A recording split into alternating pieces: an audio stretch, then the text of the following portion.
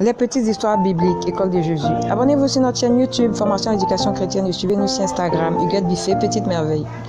L'histoire de Jacques et Jean, les frères Zébédée, fils du tonnerre. Marc 1, 19 à 20. Alors que Jésus se baladait le long du rivage, il aperçut des pêcheurs. C'étaient les fils Zébédée et leur père.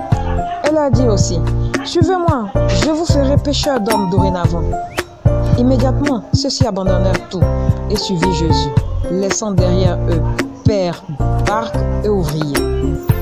En effet, tout comme les frères Zébédée, tu te sens coincé dans une vie que tu savoures peu.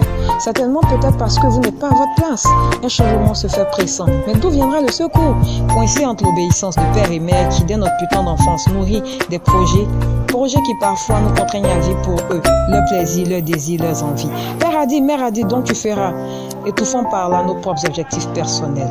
N'est-il pas écrit au livre de Matthieu 10, verset 18, « Celui qui ne porte point sa croix pour me suivre n'est pas digne de moi. » Le salut est personnel. Suivez-moi, je vous donnerai du repos, a dit Jésus. Je suis le chemin, la vérité et la vie. Ainsi, comme les frères du tonnerre, tu attends l'appel, tu veux jeter le filet et abandonner l'oppression de la barque. Waouh, il y a de l'espoir pour toi, Jésus est ta solution. Si quelqu'un doit être mis à mort, c'est pour le péché qu'il aura commis et non celui de ses parents. Les enfants sont à la charge de ceux-ci. Éléments, frères, sœurs, Jésus